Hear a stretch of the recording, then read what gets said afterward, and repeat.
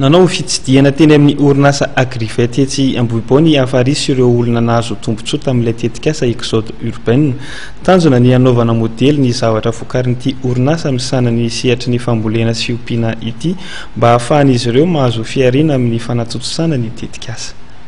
Nampiseho ny fahavonona ny hivelona ao anaty fiarina tanteraka ireo olona nahazo tombotsoa tamin'ny alalan'ny tetikasa fifindramonina Exode urbain any Afary Malagasy. Vokatry ny fiaraha-miasa eo amin'ny primature sy ny groupe SMTP ary ny Afary Malagasy dia nidina teny amin'ny orinasa Agrivet etsy Ambohibo izy ireo hijery akaiky ny fomba enti mamokatra eo amin'ny sehatry ny fambolena sy ny fiompiana. Ity moa zany dia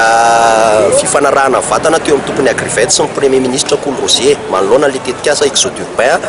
indrindra fa amin'ny alalan'ny fambolena sy ny fiompiana dia raha malala ny lanjan'izany Agrivet zany ka nitady amin'ny fomba rehetra zany premier ministre ahafahana manao an'izay famatsiana ara-pitaovana sy araky masom-boly sy ny sisa maro ny projet Exode urbain zay taoriana ny fiaonana teny amin'ny lampam-panjakana mahazo arivo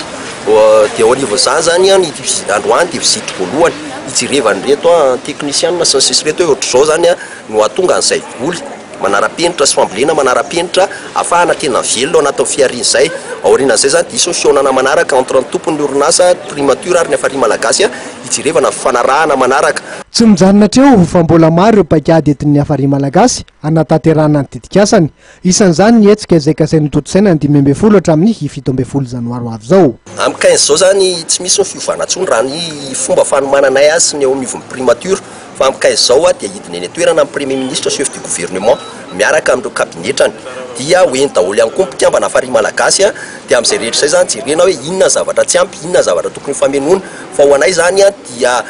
afaka manaprofo angamba ny rehetra hatreto hoe tsy misy projet pilote sy miazakazaka noho projet Exode urbain eto Madagasikara ary tiana tenenina fa teo ary zahay nandeha tamin'ny herintenanay sy cotisation vitanay